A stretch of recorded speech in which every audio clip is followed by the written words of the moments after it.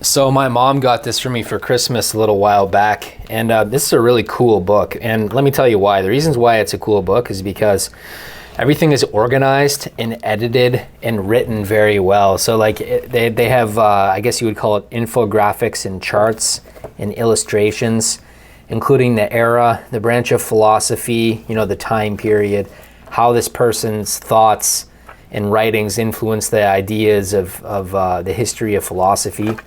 And they even like map it out according to historical dates like this as well. A line graph, I'm not too sure what kind of graph you would call that. But ultimately, this is just a very well put together book. It's really cool, and I'm really glad I got it. I read this thing cover to cover. And at times it can be a little dense, but it's almost never as dense as the source material. So for instance, like Nietzsche, who's pretty difficult to understand, it'll do a good job of explaining what he talks about in that book.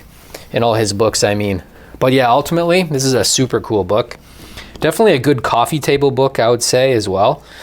Maybe not quite big enough to be a coffee table book, but certainly, it's something that people can look through and have a peek at and look at the pictures and stuff if they're interested.